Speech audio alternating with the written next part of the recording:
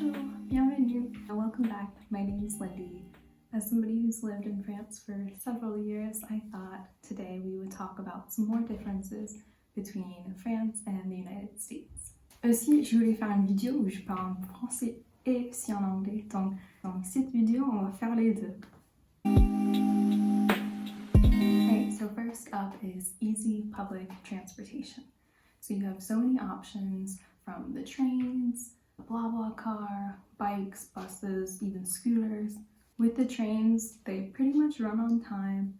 You have quite a bit of options, especially if you're in bigger cities, but even in smaller cities, you still have some options. And then also a plus, if you're age 26 or below, there's a carte jeune, which is great for reduced prices for having a student budget, basically.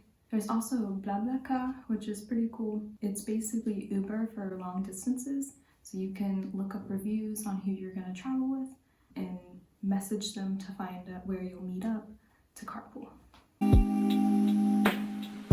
Des marchés. Ça, j'adore en France, que dans n'importe quelle ville, pour la plupart, il y a toujours un grand marché. Ça n'existe pas trop aux États-Unis. Bon, ça existe, il y a parfois quelques stands des vendeurs qui vendent ces produits locaux, mais c'est pas partout comme en France. Tu peux aller vraiment n'importe où en France, il y aura un petit marché en ville. Et ça, j'adore comme il y a toujours des produits locaux, frais, même du fromage ou bon, des saucissons, du vin, un peu n'importe. On peut profiter de la région en fait.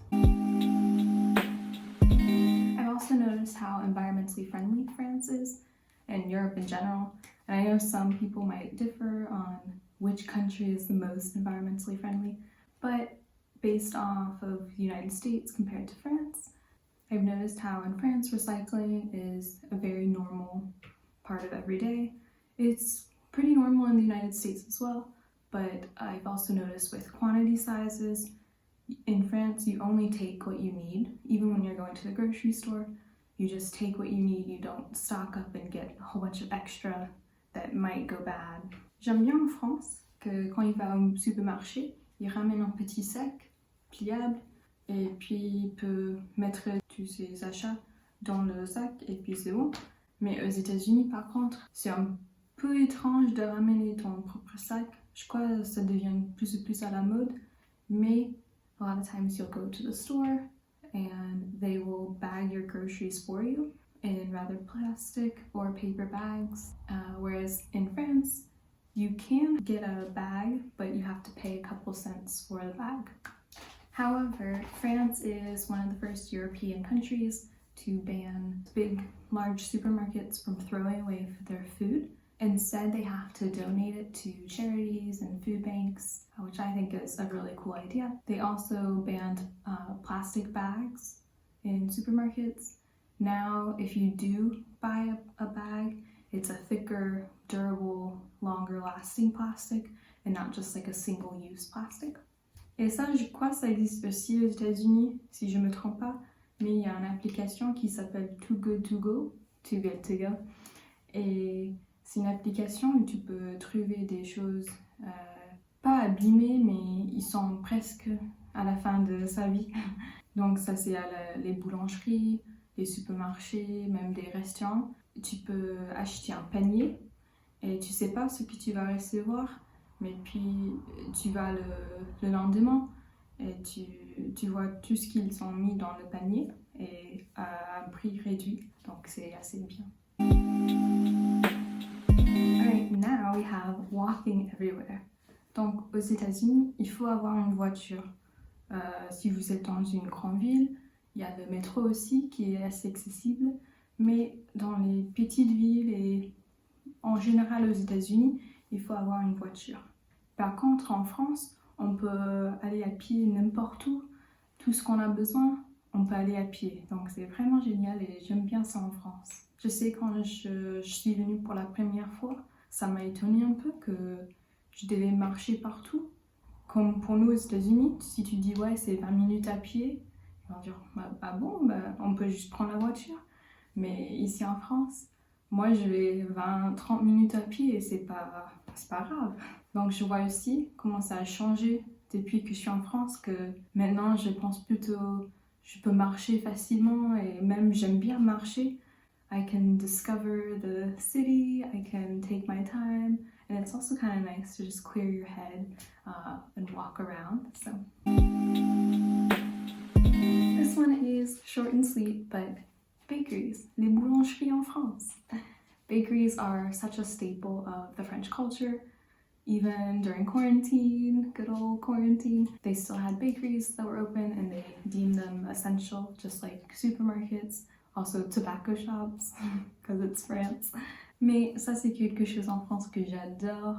Franchement, il n'y a rien à voir aux États-Unis avec des boulangeries en France. On ne peut pas trouver une boulangerie pareille.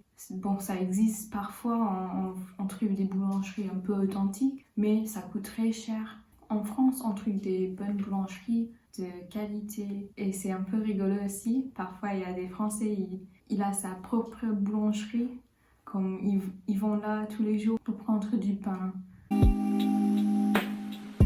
Okay, this is a big difference and one that I think is kind of funny. So the first time I came in France, I noticed that the milk, yeah, you know where I'm going, the milk was not refrigerated, and same with the eggs. So I never could find milk, and then when I passed by an aisle I was like, wait, why is it not refrigerated? But I learned why. In the United States, eggs aren't refrigerated because it can cause salmonella poisoning.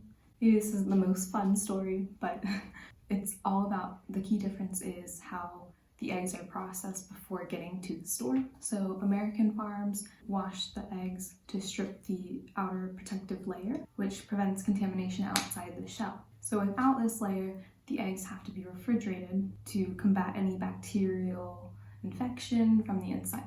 But in Europe, it's illegal to wash the eggs, so the farmers vaccinate the chickens against salmonella. So now that that outer layer is intact, you don't need to refrigerate them. And if you do, it could cause mildew growth and contamination. So that's a big difference as to why they don't refrigerate their eggs. And then as for milk, this is probably not a surprise, but there's lait pasteur, which is pasteurization, was invented in France. So another fun fact, in the US, the milk is, before it's packaged, it's heated at a lower temperature than in France.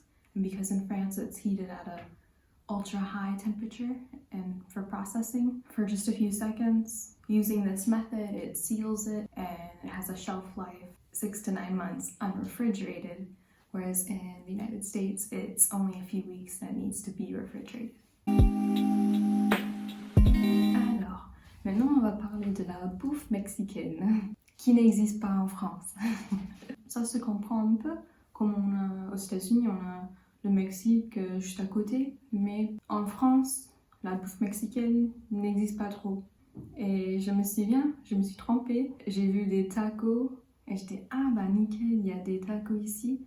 Je l'ai commandé et c'était plutôt des kebabs, donc avec des frites et tout, et j'étais mais c'est pas un taco. Donc il y a vraiment une différence. Et même il y a un restaurant, surtout à Paris, il y en a plusieurs en fait, et il essaie de faire un peu Tex-Mex, mais il s'appelle Indiana. Donc aux États-Unis, Indiana c'est un peu au nord, c'est le Midwest, donc c'est un peu loin du Mexique. Mais là il a des fajitas, des tacos, tous les trucs un peu Tex-Mex mexicains. Et ça, j'ai trouvé vraiment rigolo qu'un restaurant typiquement américain, ils vendent des trucs mexicains. C'est pas la même qualité. En plus, il y a le mascotte, c'est un Indien, donc il y a juste vraiment des trucs qui ne vont pas avec ce restaurant, mais bon. Les manifs. Alright, so strikes and protests is a very French thing. After living in France for many years, strikes are very common, and they really do vary from retirement age to workers' rights with transportation, teachers, all that kind of stuff. Je me souviens toujours quand j'étais au lycée en France, il y avait des élèves qui ont fait la grève pour l'âge de retraite, et j'étais mais on est vraiment loin de la retraite, donc ça m'a fait rire un peu, mais je peux comprendre comme pour ses parents ou ses grands-parents. Et je vois pour la plupart des gens en France, ça peut être un peu chiant, un peu ah mais ils font la grève toujours. Ça peut m'arrêter de prendre le train ou mon train-train. Mais en fait, c'est quand même incroyable qu'on a le droit de dire que quelque chose va pas et on protège nos droits en fait. Si on a une qualité de vie qu'on veut protéger, donc c'est pour ça ils font la grève et franchement, je trouve ça assez cool qu'en France on a le droit de faire ça. C'est vrai aux États-Unis, c'est pas une différence. On peut faire ça toujours aux États-Unis, mais on voit ça plus souvent en France. Okay, this one's kind of for fun, but people watching is definitely a thing in France. I remember still when I first came, I thought, oh, people were staring at me, and I was like, they must know I'm an American. But it's not. It really is. They're curious. They like to stare and see what's going on. Et oui, c'est vrai aux États-Unis, c'est un peu impoli de regarder quelqu'un pour trop longtemps.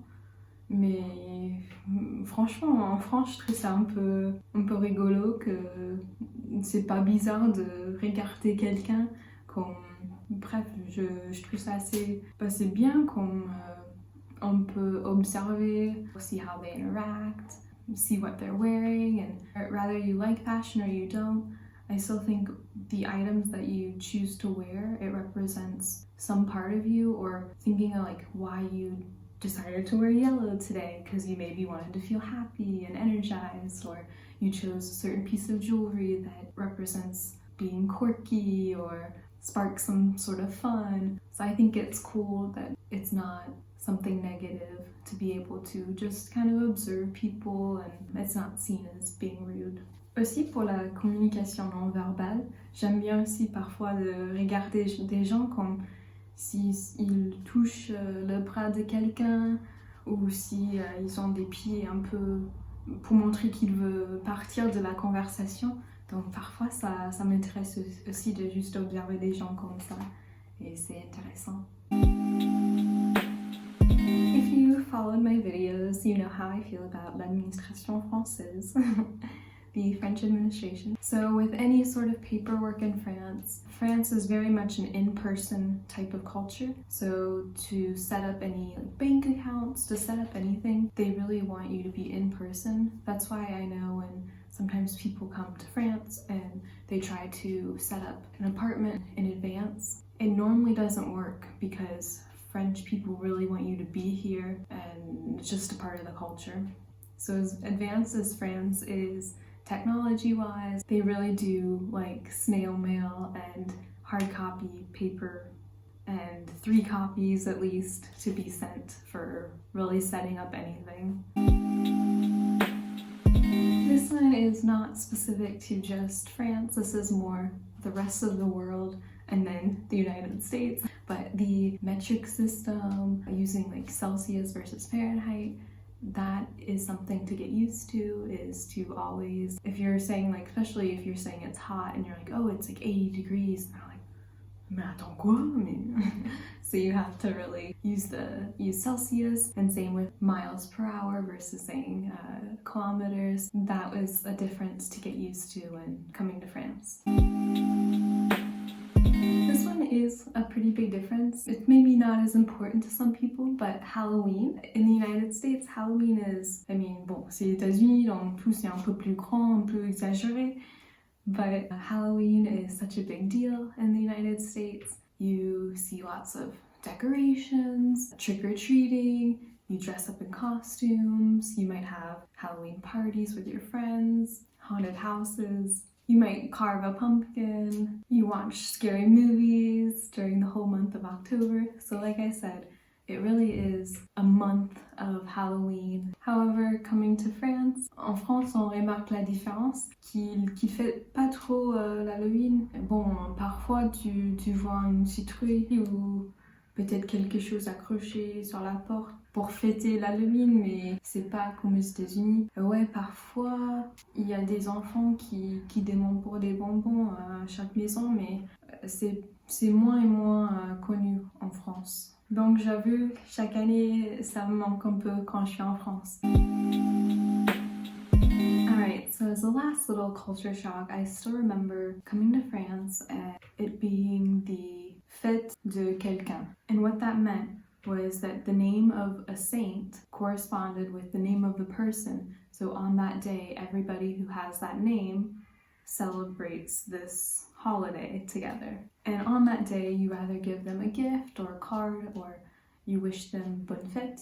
And I always was confused as to just because their name, we give them a gift.